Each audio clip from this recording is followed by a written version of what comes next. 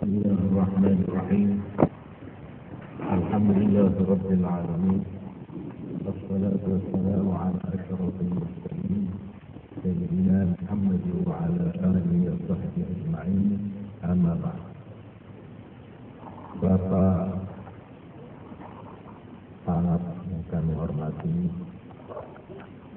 Bapak Menteri Agama yang kami hormati, Bapak Menteri Dalam Negeri yang kami hormati, para pejabat-pejabat sipil maupun militer yang kami hormati,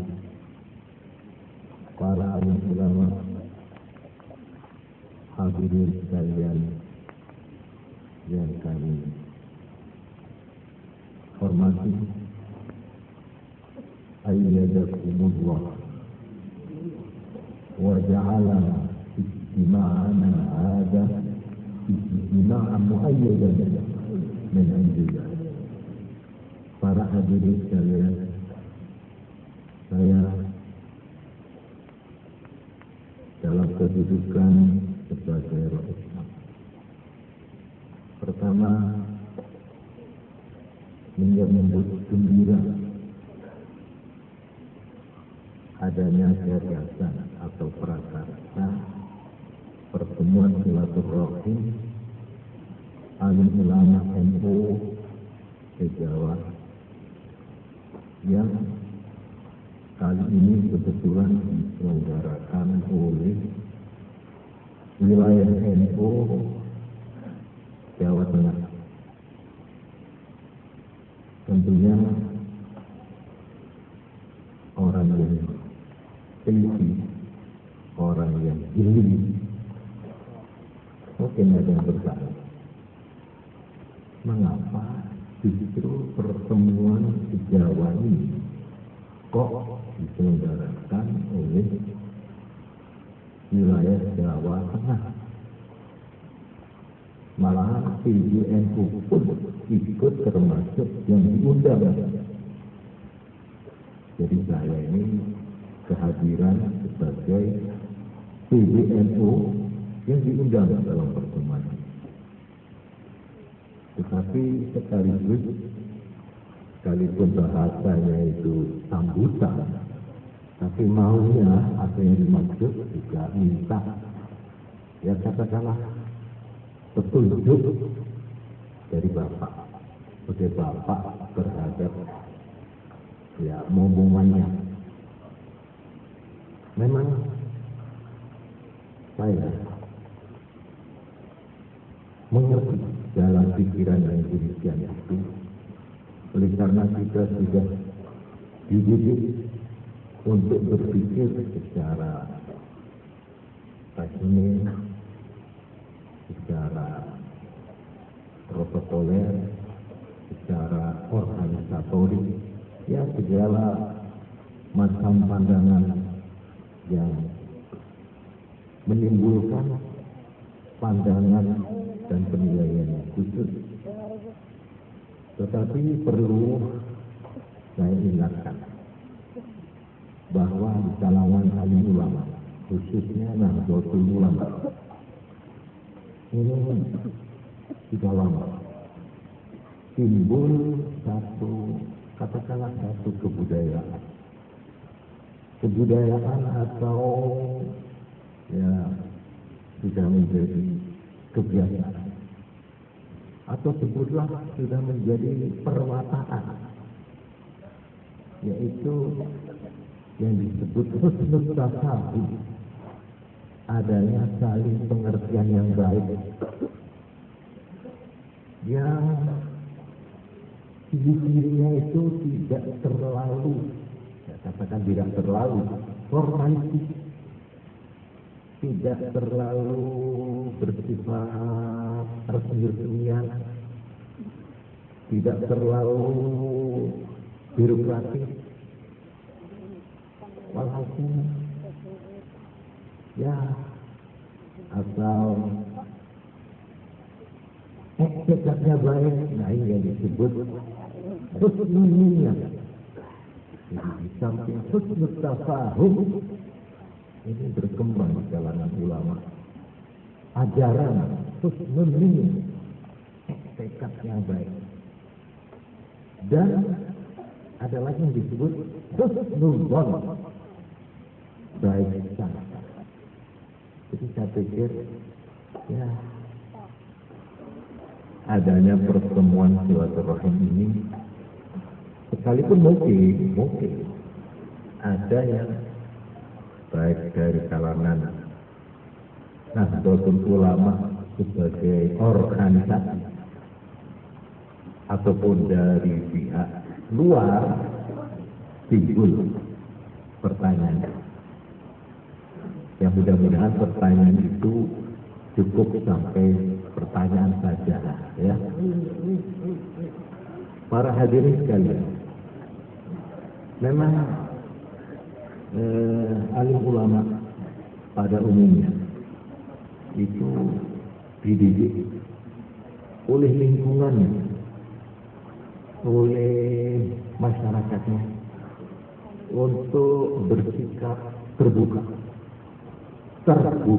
menurut apa adanya, belum posito atau kalau istilahnya santri-santri lillahi ta'ala. Tapi nggih ngoten niku maksudnya lillahi ta'ala dalam arti terbuka baik. Tapi dalam pandangan orang tertentu, sikap demikian ini ya ada yang menanggapi, melihatnya sebagai sikap yang positif. Inilah kejujuran yang polos, kejujuran yang murni, atau dalam bahasa orang kampung, lugu. Ulama itu agak ingin mimpi lugu. Ini saya anggap positif. Tapi ada yang menanggapi itu dengan sini. Ya ini yang namanya dungu, ya ini. Dungu. Mudah masuk perangkap. Mudah dipermainkan. Wah, ini akhir-akhir macam mengatasi bicaranya. Orang sudah kami politikkan. Apa-apa dilihat dari kacamata politik. Kami alim ulama ini perlu saya tunjukkan bahwa memang ada perbedaan, apa disebut perbedaan kecil dalam menilai sesuatu. Tetapi yang jelas kita lihat sekarang bahwa dengan dipelopori oleh Nahdlatul Ulama, maka kini alim ulama sebagai kelompok, sebagai jamaah sudah terlepas sama sekali dari segala macam ikatan apapun yang bersifat politik. Tidak lagi terlibat dalam kegiatan-kegiatan yang disebut praktis politik. Jadi dengan kata lain, alim ulama dengan dipelopori oleh NU sekarang ini sudah tidak lagi merupakan ulama golongan, bukan lagi, tetapi ulama bagi semua golongan. Inilah peristiwa yang saya anggap perlu dicatat. Yang penjabarannya dilaksanakan sejak pemilu 1987 yang lalu. Alim ulama dengan dipelopori oleh NU sekarang ini berfungsi, berperanan sebagai pemimpin masyarakat atau pemimpin sosial keagamaan bagi seluruh umat Islam Indonesia dimanapun mereka berada, apakah di P3, apakah di Golkar, apakah di PDI, apakah di pemerintah, apakah di ABRI dan masyarakat lainnya. bahwa ulama sebagai pribadi itu tetap sebagai warga negara boleh saja bebas berpraktis politik, boleh ikut dimanapun, ikut di 3 OPP, 3 organisasi peserta pemilu, 3 kontestan. Ulama ikut sebagai warga anggota ABRI di pemerintah. Jangan dikira di ABRI itu tidak ada ulamanya. Ada banyak. Ya, juga di pemerintahan ulama bukan monopolinya NU atau Muhammadiyah atau Perpi dan sebagainya. Jadi baik di lapangan eksekutif maupun legislatif, di Dewan Pertimbangan Agung dan lain-lain, ulama ada. Ulama. Tapi mereka sejak sekarang tidak lagi mewakili ulama sebagai kelompok, tidak lagi mewakili, mencerminkan suara dari kelompok atau golongan ulama, tapi ya bersifat pribadi. Jadi kalau ada ulama duduk dimanapun itu tidak berarti mendapat mandat dari alim ulama, tidak. Ya itu mandat yang dipikul atas tanggung jawabnya. Sebagai kelompok, saya betul-betul terharu mendengarkan bacaan qari hari ini. Saya bayangkan apa itu syuhada 'alan nas. Apa itu syuhada 'alan nas? Saat ini khitab ini ditujukan kepada umat Islam. Tentunya secara lebih utama khususnya alim ulamanya. Wa kadzalika ja'alnakum ummatan wasata. Ini kalau cara modern wasatan itu tengah-tengah, tidak memehak-mehak. Iya, tidak memehak-mehak, wasatan tengah-tengah, menegak, tegak, adil di tengah. Pandangannya, wawasannya pun harus wasatan, harus akomodatif, selektif. Itu ulama. Litakunu syuhada'a 'alan nas wa yakuna ar-rasulu 'alaikum syahida. Ini saya mohon tolong. Ini kebetulan hari ini seolah-olah ini merupakan tulisan buat hadirin kalau pulang. Catatlah ini sebagai misi utama dari ulama-ulama. Ummat wasatah. Coba tolong baca tafsir-tafsirnya itu dari semua macam tafsir. Dan walitakunu syuhada'a 'alan nas. Saya secara simpel, secara sederhana mengartikan syuhada ini sebagai saksi, sebagai pengawas, dan sekaligus sebagai pengayom 'alan nas. Dan kita wa yakuna rasul 'alaikum syahida. Ini saya kira kalau dijabarkan, ini saya kira cukup sebagai pegangan umat Islam dan sekaligus alim ulama.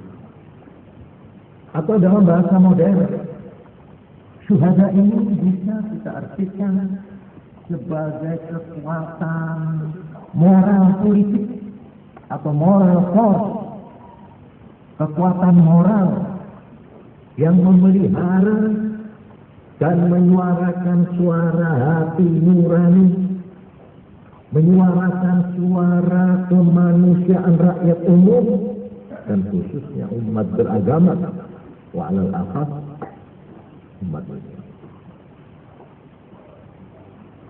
Kekuatan moral ini penting dipahami dan dikaji lebih jauh.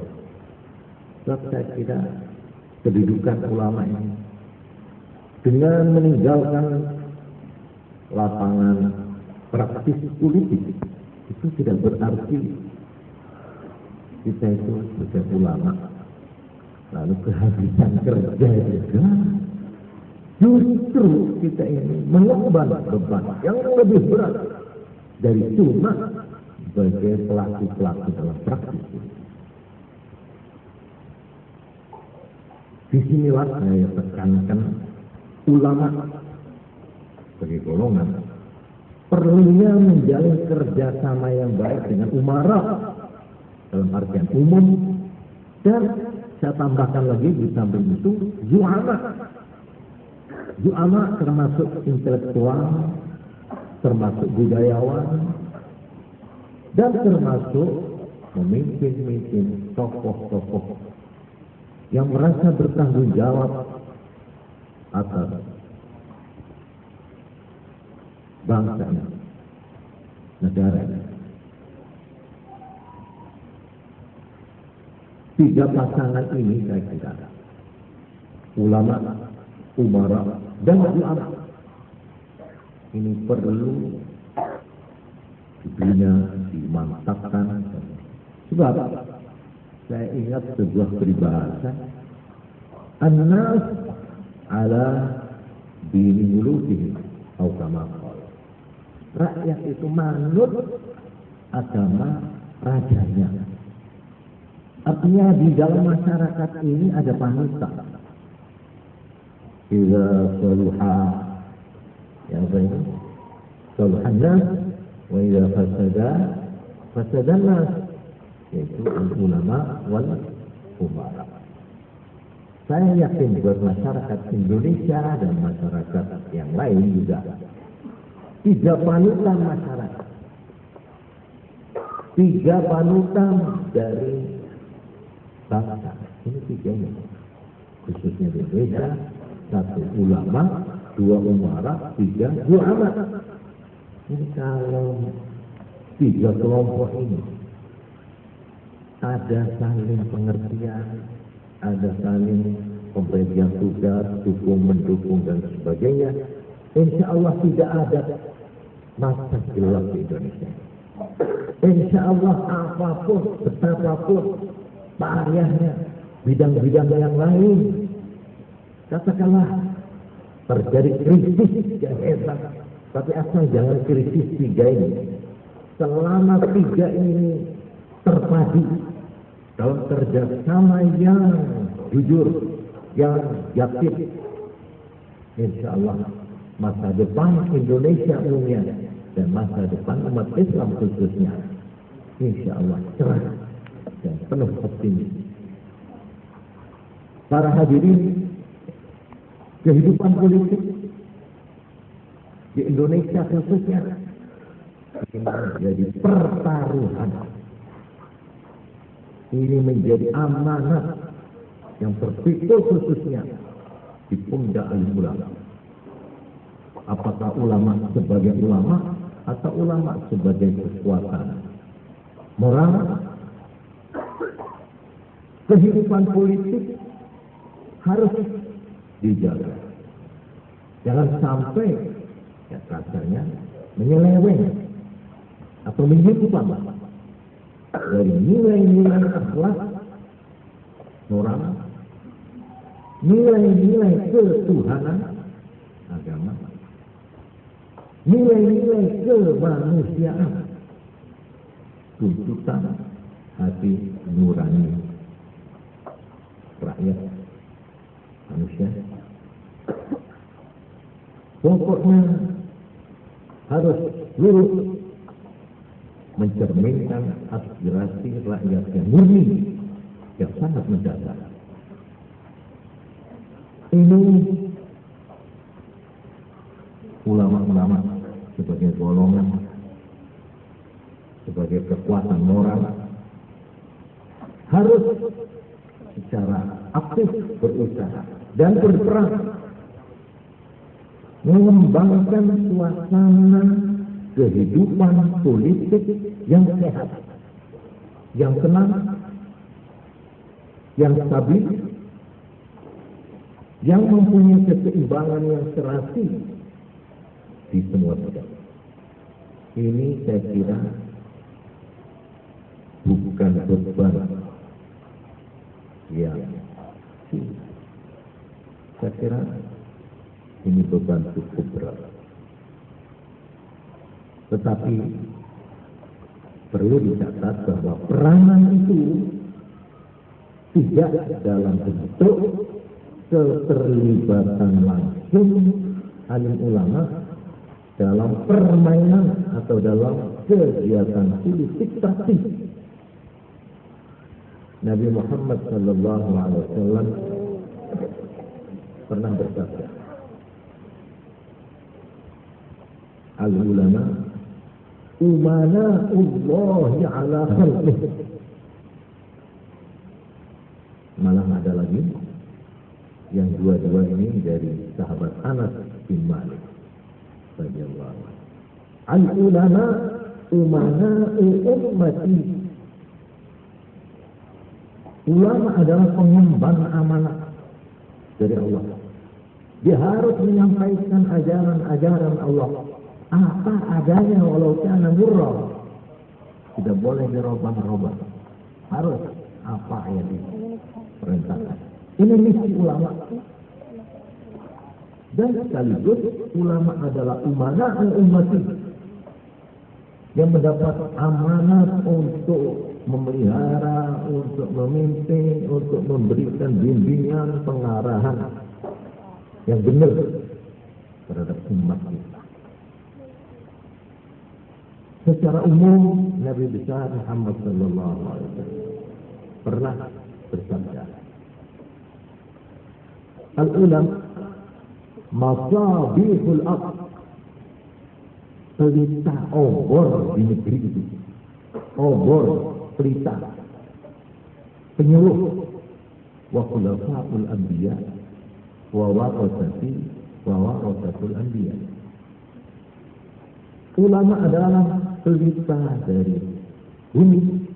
Wa khulafaul anbiya, penerus misi para anbiya. Wa warasati, dan pewaris dari aku Rasulullah sallallahu alaihi wasallam. Wa warasatul anbiya, dan pewaris para nabi yang mewarisi ilmunya, aqwalahum, yang mewarisi af'alahum wa a'malahum, dan juga pewaris mewarisi akhlaqahum min jubrin wa khashyin wa sabrin wa hilmin wa itulah sebabnya di kalangan ulama dikenal alladzina warithu al-wirasah minan nabi. Di dalam aqwal itu disebut fuqaha, muhadditsin, mufassirin. Ada yang titik beratnya itu af'alahu. Ini dikenal ubad. Ulama-ulama ubad yang tekun beribadah. Ada lagi di samping mewarisi ilmu, mewarisi amal, juga mewarisi akhlak. Tambah mewarisi akhlak yang dikenal sebagai al-arifun atau disebut as-sufiyun.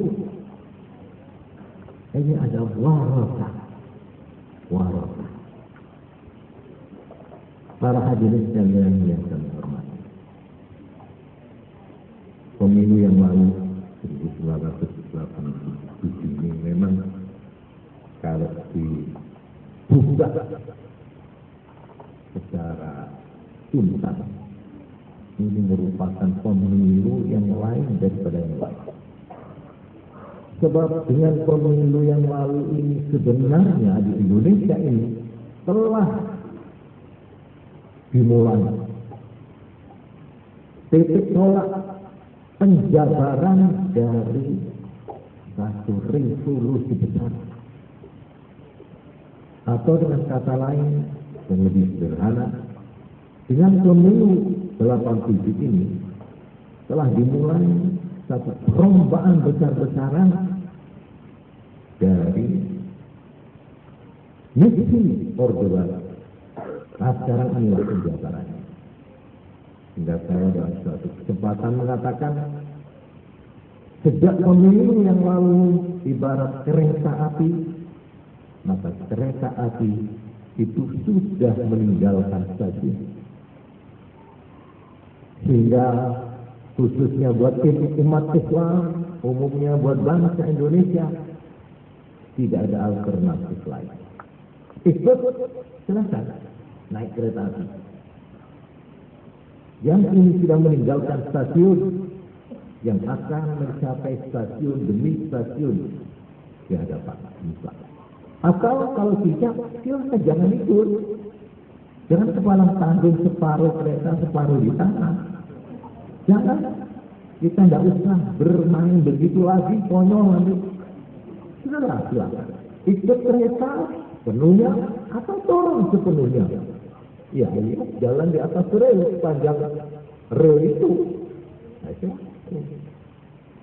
ini tidak ada lagi alternatif lain. Itu sudah pemilu yang lain. Ini hakikat pemilu yang lain. Oleh karena itulah, maka ada perubahan-perubahan. Bukan saja wawasan, tapi juga persiapan mental, khususnya dari umat Islam umumnya, dari bangsa Indonesia. Di sini kita harus melihat bagaimana di dalam menghadapi pemilu yang lalu itu diambil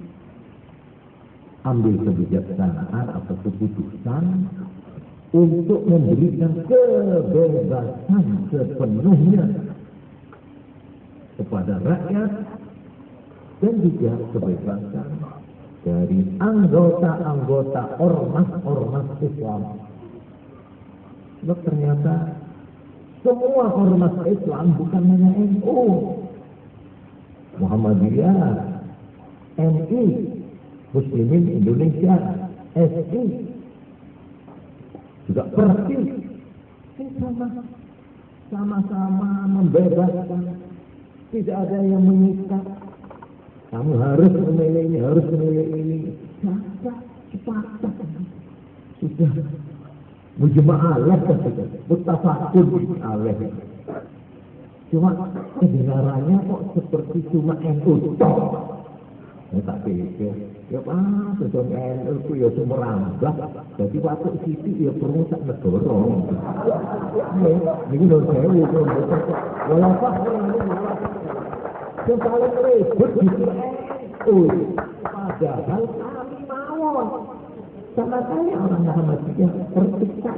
Apa ada kewajiban menunjuk ini. Kalau istilah saya 3B. Apa 3B? Bintang. B. Beriye. B. Banteng. B. 3B itu B-nya. Oh, saya. Jadi para rawuh, kalau kita lihat dari segi isyarat, ini seolah-olah mensukseskan pemilu itu karena soal nasbul imam. Ini yang penting nanti mau memilih presiden. Itu yang penting, yang paling penting ini. Yang paling pokok nasbul imam. Nah ini sama Arab tuh, itu an-nasbul imam ada. Ya sedikitnya termasuk malayatimul wajibu illa bihi, bahwa wajibun malah nasbul imam itu dinyatakan ijma' sahabi, para sahabat semuanya sepeninggal Rasulullah Sallallahu Alaihi Wasallam.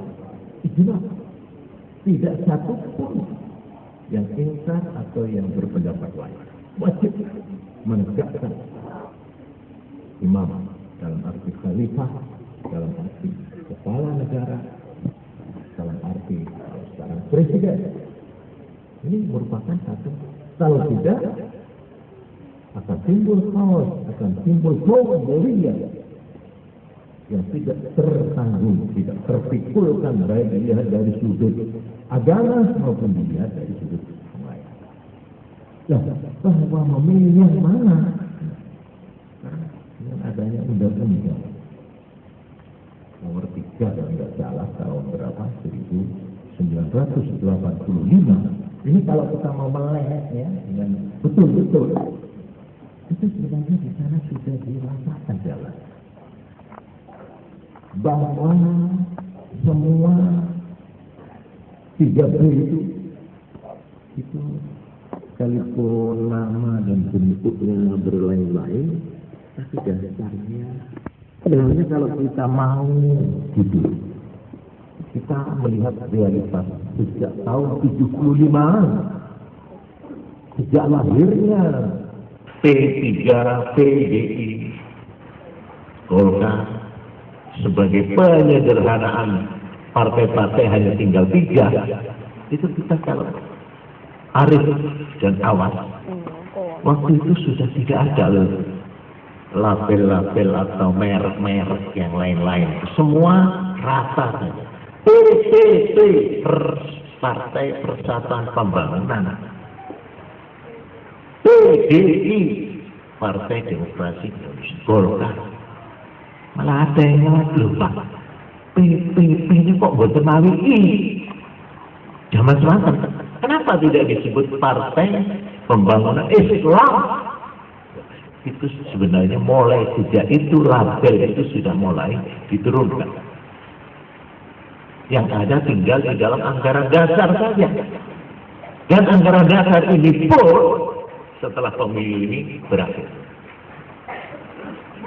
Khususnya ya ini 2 tahun penyesuaian dengan undang-undang. Ini kalau kita mengikuti realitas dengan nyata, memang tidak boleh lagi disebut-sebut ideologi.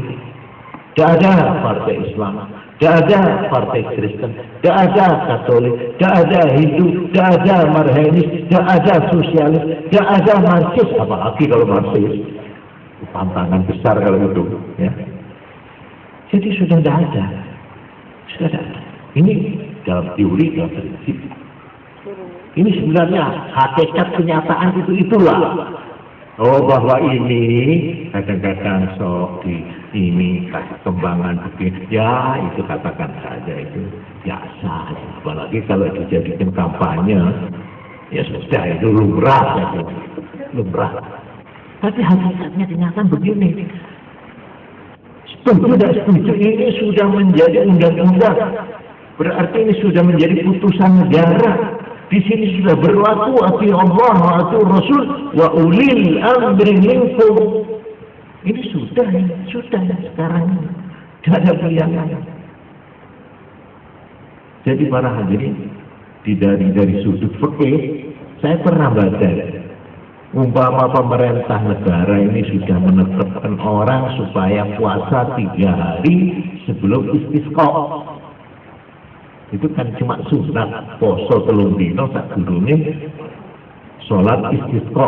Tapi kalau pemerintah negara yang ngambil keputusan itu menjadi wajib. Termasuk wa ulil amri minkum, wajib itu ditaati itu. Inilah kalau kita mau bicara soal hukum Islam. Ya perkara sampean wis ora seneng atau ora perlu lihat hukum Islam, ya monggo presto. Monggo. Bukan penting sih. Jadi sok dulu. Kalau kami kiai mempolitisir agama, memperanak agama, hukum agama. Wah, ya monggo tak. Ya baca tiang macam-macam ya. Tempat berpijak dan lain-lain. Latar belakangnya juga lain-lain. Motivasinya lain-lain. Tapi ini pulau terus terang. Sejak Nahdlatul Ulama ini dengan muktamarnya yang ke-27 menempatkan ulama sebagai penanggung jawab terutama dan pertama. Ini hukum agama itu harus dijadikan pegangan Pokok nih, apa-apa kita lihat dari sudut agama, hukum agama, hukum syariat, hukum fiqhiyah, itu sudah keharusan. Saya sebagai roh Islam tidak bisa lain kecuali harus begitu. Bagaimana menurut hukum agama?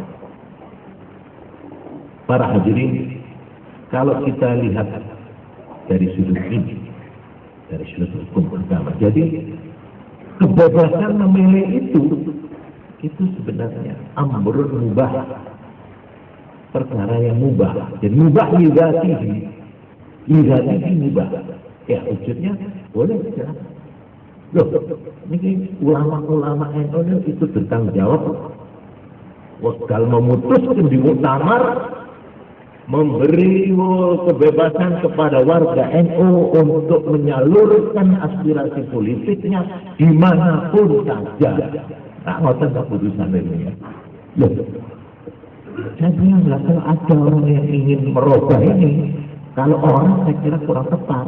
Muktamar, undang muktamar ya, orang kalau muktamar itu bodoh itu kok ngotot. Ayo muktamar yang berikutnya buset. Dibetulkan kalau salah. Tapi selama muktamar itu menjadi pegangan, tidak ada lain. Ini artinya mubah lidatihi wa amali ghairihi ilaha. Loh, ini barang mawon. Bapak itu baca lepas ini. Gaya pun pun. Ada baik. Bapak itu lidatihi mubah. Tapi sakit wajib li ghairihi. Malahan sakit haram li ghairihi. Iya, macam benar tuh ini. Resmi ini mubah lidatihi. Lidatihi mubah itu mangan itu mubah. Tapi niatnya litaqawi ibadah masalah. Gimana sunat itu? Ini tergantung pun terserah niat dewi-dewi. Kata apa pun. Ini perkara koyokan itu biasa. Kalau kata apa? Malah aku anggap itu anggap saja itu mimpi buruk mawon. Saya itu berbar. Ya mimpi elek cara Kanjeng Nabi, mimpi itu elek terus kapure ngisi pintu. Alhamdulillah bersyukur. Alhamdulillah bersyukur. Tahu insyaallah gak apa-apa. Ya dilalah, nalika zaman niku rame-rame kalau isi pintu. Itu lah. Ya muga-muga aku makili wong-wong NU kabeh apa pun. Muga-muga. Dapat para rawuh kebebasan ini kalau kita lihat dari segi hikmahnya yang positif ada dua. Satu, kebebasan ini untuk pertama kalinya umat Islam khususnya anggota NU ini mendapat peningkatan dalam arti pendidikan politik, pendewasaan. Biarnya itu terserah kuina, wis anggap balik surya wis resik. Ayo, khayal. Ning aku yo kadang no, ya sebelum tua. Ngomong Pak, belum pun asal iki kalau miliki. Kok tak delok nek kirane ora apa-apa ya iki. Monggo. Ya apa-apa ya tak gunakno muga-muga apa-apa. Jadi ini satu pendewasaan berpolitik di kalangan umat Islam dan di kalangan warga NU khususnya. Satu, nomor dua adalah hikmahnya besar. Yang ini mempunyai skup nasional, yaitu dengan dibebaskan anggota-anggota Orpol Islam, ormas Islam untuk memilih yang mana saja. Sehingga dengan demikian orang-orang Islam yang selama ini bergabung dalam organisasi-organisasi Islam sekarang berpenjara.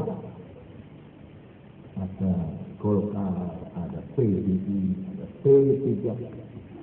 Apa artinya? Artinya ini adalah merupakan satu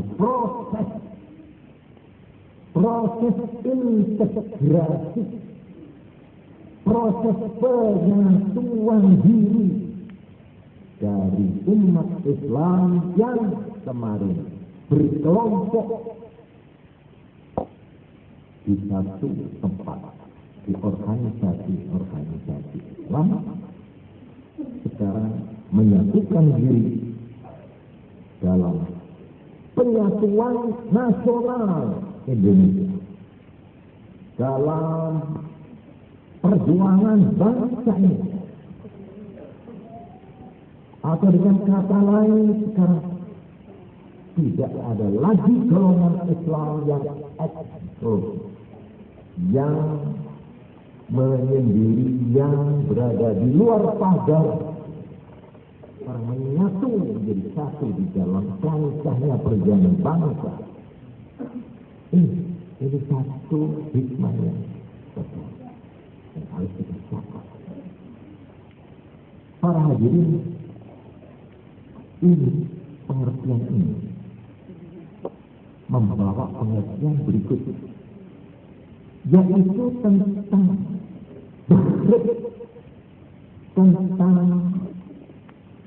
mahiyah atau tentang definisi yang namanya umat Islam. Ada orang yang nyelatuk, kemana sekarang? Ya kenapa? Sekarang potensi Islam, potensi umat Islam sudah berakhir. Lulus lagi itu. Saya ingin tanya sampean, ya, yang sampean maksud umat Islam menurut sampean itu yang mana? Umat Islam ini masa? Kiai mau tanya, betul-betul ini serius saya mau tanya, apa umat Islam yang ada di NU? Apa umat Islam yang di Muhammadiyah? Apa umat Islam yang ada di P3? Apa umat Islam yang di ormas-ormas kelompok-kelompok jamaah-jamaah itu? Itu kan? Itu kan pokoknya umat Islam. Loh, dengan pokoknya begitu.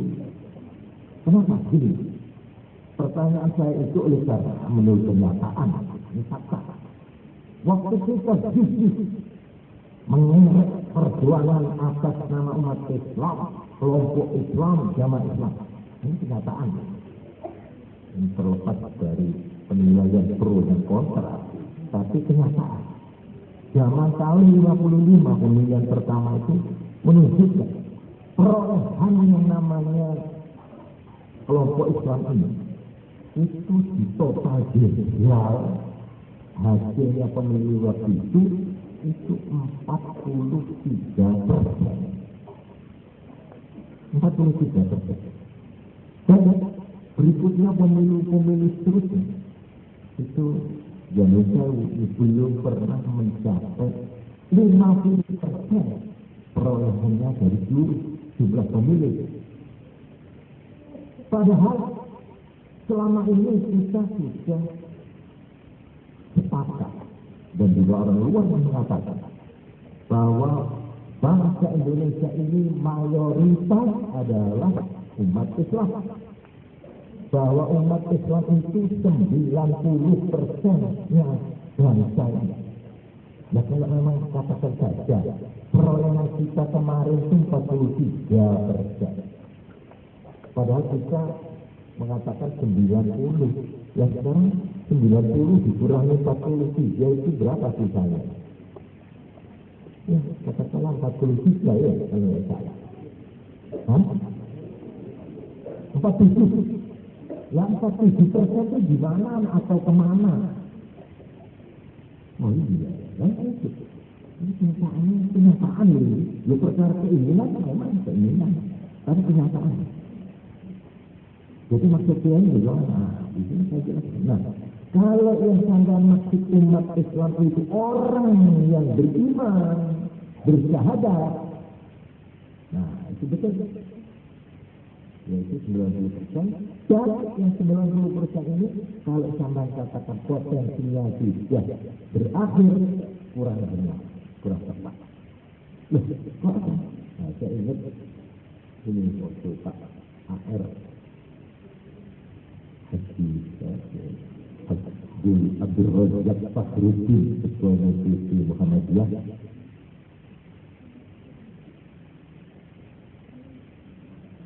itu di sana beliau mengatakan pemilu sebenarnya yang menang itu umat Islam. Itu simpel saja kemenangan umat. Tapi seperti juga. Jadi sekarang ini para hadirin, kalau kita melihat proses integrasi ini, berarti sekarang orang-orang Islam itu bertebaran di mana-mana. Itu juga Islam mayoritas lah. Itu umat Islam. Itu mayoritas. Ya mayoritas itu harus dibawa terus. Harus mayoritas. Ya, seperti Pak Rizal itu pernah waktu jadi Pangdam Jakarta itu, terang-terang, saya juga terang-terangan ada Pak Pangat, dia pun asli itu kebetulan, saya katakan Pangatnya itu seorang bukan Islam, ya. Tapi anak buahnya itu 90% Islam. Loh, kata saya bukan kata saya, katanya Pak Pangdam saya waktu itu. Itu malah saya terus orang pasar itu yang mayoritas siapa? Yang Islam. Tukang beca. Iya, Islam. Dan hasil pada hadirin kalau kita melihat secara berani umat Islam bersebar di mana-mana. Kalau pengertian umat Islam itu begitu, betul. Umat Islam merupakan mayoritas. Nah, disinilah bebas memilih itu hikmahnya yang positif ini.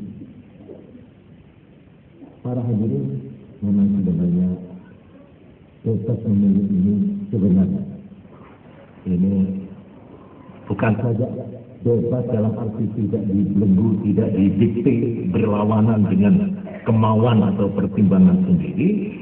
Juga saya artikan bebas mengikuti fatwa kiai atau pemimpin yang disetujui. Lah sampai ini oleh kiai ini menganjurkan supaya begini, pemimpin menganjur supaya tersama. Lah samanya apa? Ini saya ada kalau saya ikut orang. Asal sampai merasa tidak ditekan, tidak merasa apa. Ya, pas memilih itu begitu artinya. Mengikuti fatwa itu hak. Dan kalau ada orang NU, ada pemimpin NU, ada kiai NU, begitu, itu nggak usah nempuh-nempuh nyalah-nyalahin. Oh, itu memang diberi izin oleh Muktamar saya. Nah, ada koilnya begitu. Iya Pak, ini halal itu, halal, nggak apa-apa. Orang kan ngayur lah, ini bisa orang usah koyok-koyok. Perkara ganjaran ya manut. In kanat hijratuhu ilallahi wa rasulihi, ya fa hijratuhu ilallahi wa rasulihi. Wa kanat hijratuhu lidunya yusibuha aw imra'atin yankihuha fa hijratuhu ila ma hajara ilaih. Niku perkara niki ya lho mosok ngerti kula bener. Terserah wonge, terserah dikalah ae ku. Terus zaman Kanjeng Nabi sampai anak muhajir dipoyoki muhajir Ummi Qais. Karena piyambak ini enggak ada pacar namanya Ummi Qais, hijrah, dijak kawin ning Mekah ora gelem. Nek kula pancen niat tenan, ya melu hijrah aku main Kanjeng Nabi. Akhire lah kok ngincil nututi. Tapi gili meratin yang Tuhan itu. Nggih. Akhirnya dikoyoi ada muhajir Ummi Qais. Ini dungo mawon mugi-mugi wong NU aja ana sing muhajir Ummi Qais. Kenapa? Nah ini soal niat itu betul betul. Tapi yang jelas ikhtilafu ummati rahmah. Iki lho, iki sing tegas kondene. Kita ini sudah dididik cukup lama sebagai orang NU untuk berani hidup dalam berbeda, berani hidup dalam perbedaan dengan semangat saling pengertian dan dengan semangat persatuan, atau seumpamanya dicerminkan dengan haluan kita. Nahdlatul Ulama itu tidak ta'yin satu mazhab, tidak. Tapi digunakan kata-kata ihdal mazahibil arba'ah. Jadi adanya ikhtilaf kita akui sebagai realitas dan kita tolerir. Jadi umpama ada orang Maliki mau masuk NU, boleh apa enggak? Boleh. Hanafi boleh. Kita ikut Syafi'i dengan tidak mengeceh, meleceh atau menganggap kurang utamanya Imam Hanafi, Imam Maliki dan Syafi'i. Sama kullun muslim. Kullun muslim. Jadi para hadirin, kita yang sekarang kata-kata yang lebih populer, boleh saja kita itu bineka itu asal tunggal ika, saya katakan dengan penuh kesadaran. Di negara ini betul negara persatuan, negara kesatuan. Tapi tidak berarti identitas suku, identitas daerah, identitas golongan, ya katakanlah sara itu dalam arti kehadirannya boleh malah memperkuat identitas sebagai suku Minangkabau, suku Jawa, boleh, kebudayaannya boleh, asal jangan membawa ujung atau kelanjutan perpecahan yang membahayakan persatuan dan kesatuan. Jadi adanya ikhtilaf itu kita sudah dilatih di dalam NU ini. Biasa. Malah baina Syafi'iyyin sendiri itu juga cukup banyak. Bainal Ramli, Bainal Nawawi, Warafi'i, Bainal ini, Ibnu Hajar ini. Ya macam itu. Ini pun penjenengan yang ngali zaman kemarin. Ini antara ulama-ulama NU bab kentongan, bab beduk, bab niku lonceng. Wow, ramai. Pokoknya sampai melihat dengan mata yang pesimis, kiamat dangu. Ini wujudnya bontong itu. NU malah seger. Nah ini loh, hikmah ini. Kalau percaya, wa makarallah. Jadi ini kuat berpenjelati itu. Wallahu khairul makirin. NU kenyang dipoyoki, kenyang dalam tepi bahaya, kenyang, tapi dilalah dari Jawa. Kok barbaran ini kok tambah seger. Wah, nek ngono aku sekolah nang Solo, aku tak tekoni Solo nek ngono. Insyaallah ke-NU-annya orang-orang NU dimanapun mereka berada. Apa di dalam induk organisasi NU, apa di Golkar, apa di P3, apa di PDI, apa tidak di tiga-tiganya, insya Allah ikatan atau NU perbindingnya, pertalian, rabitah, jami'ah, bainana nahdi, insya Allah akwa. Masih jauh opo nek janji wong NU DMB bae. Katakanlah teko patine, teko larane. Nggih, teko moyo tapi ora teko napa. Insyaallah. Nggih napa boten? Nah, karena itu marilah kita sebagai penerus, sebagai pemimpin maupun sebagai ulama, marilah Nahdlatul Ulama dengan segala citranya ini kita tegakkan wasatan, ummatan wasatan, litakunu syuhada 'alan nas wa yakuna ar-rasulu 'alaikum syahid. Para rawuh, kula sampun asal serat bahwa sebentar lagi istirahat. Jadi yang penting menurut saya, kesimpulan saya, pertama kita harus mengaji dan berani membaca kenyataan yang ada sudah pemilu. Mari, kenyataan baru ini apa saja? Baik melihat undang-undang maupun melihat kenyataan dan sebagainya. Kita harus pandai membaca realitas, membaca istilah hukum ini. Muktadul hal. Muktadul hal itu ya. Ini kenyataan. Saudara setuju atau tidak setuju, itu soal lain. Soal melihat ini yang ideal begini, yang ideal. Boleh, tapi kenyataan ini sebenarnya harus dibaca. Atau dengan kata lain kita harus berani membaca. Orang punya mau, orang punya pikiran, orang lain kalau kita masih mau bergaul. Nah kalau nyepi ini gunung ya terserah. Kita cukup membaca niat kita sendiri saja. Tapi kalau kita hidup dalam apalagi masyarakat yang majmur ini, kita harus pandai-pandai melihat. Jangan hanya membaca kemauan sendiri saja, apalagi mau mendiktikan, mau mendesakkan, mau memaksakan kemauan diri sendiri saja. Saya cobalah bagaimana ibarat orang itu, marilah kita membina husnul tafahum. Ya, kalau kita teruskan tadi apa? Husnul niyah dan husnul dzan.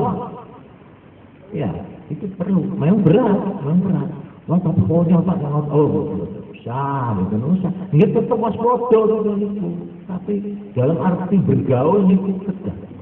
Husnul tafahum, husnul niyah dan husnul dzan. Dia baca nuatan menyebut itu nonton itu hadis atau makalah ini ihtarisu minan nasi bisu ilzor nih loh itu dah ini ku hadis atau makalah tapi ini ku nonton kan wah ini ku tapi nyatanya kiai-kiai kok mboten nate nganggo Bapak hadirin, baiklah saya kira untuk mengakhiri ini saya ingin sebagai Rais Am pada jajaran seluruh jajaran NU ingin 3 yang saya ingin titipkan sebagai pegangan dalam perjuangan menghadapi masa-masa pasca pemilu, masa-masa yang akan datang. Yaitu yang saya singgung tadi pertama, kita harus bersikap akomodatif.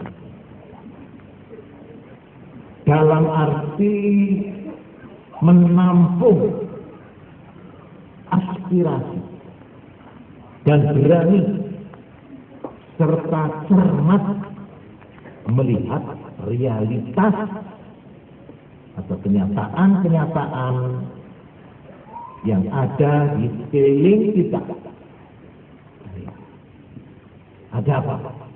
Apa yang berjalan? Kita harus pandai membaca pikiran dan kemauan pihak lain. Jangan hanya tahu dan memakai kehendak sendiri secara sepihak. Tapi dalam pada itu, kita mempunyai pendirian dan prinsip yang tegas dan jelas. Sungguh pun kita mempunyai pendirian dan prinsip yang jelas, ini tidak berarti bahwa kita tidak bisa bertindak dan berlaku supel dan bijaksana dalam pergaulan bersama secara terbuka, memberi dan menerima. Tegas dalam pendirian, supel dalam pergaulan. Ini betul-betul mohon dijadikan renungan untuk dipikirkan terutama oleh pemimpin-pemimpin yang bertanggung jawab dalam jajaran Nahdlatul Ulama. 2, selektif. Artinya kita mengadakan seleksi. Realitas kita tampung. Lalu kita melakukan seleksi atas segala sesuatunya. Mana yang memang manfaat kita ambil. Yang positif kita ambil. Nah, selektif itu artinya yang tidak bertentangan dengan nilai-nilai agama. Kalau bertentangan dengan nilai-nilai agama, bertentangan dengan nilai-nilai moral, akhlak, bertentangan dengan kepentingan umum atau kepentingan nasional. Nah, itu dengan cara yang bijaksana. Yang ketiga, integratif. Integratif dalam arti kita menyatu dengan perjuangan bangsa, menyatu dengan bangsa, menyatu dengan masyarakat dan kepentingan negara. Kita mempunyai atau berorientasi kepada dua kepentingan secara serempak. Ini saya ucapkan sebagai rakyat Islam. Kepentingan agama tanpa merugikan kepentingan nasional. Sekaligus kepentingan nasional tanpa merugikan agama. Para hadirin, di dalam sebuah sabda Rasulullah SAW, ini saya jadikan penutup. Ada rawahul Hakim fil Mustadrak wa qala sahihul isnad. Qala Rasulullah sallallahu alaihi wasallam, man kanat 'indahu nasihatun li dhi sultan, siapa yang mempunyai saran atau kritik pada orang atau pihak yang berkuasa, fala yukallimhu biha alaniyatan, fala yukallimhu biha alaniyatan, jangan diucapkan secara demonstratif sehingga mengganggu stabilitas nasional sampai mengganggu wibawa pemerintah.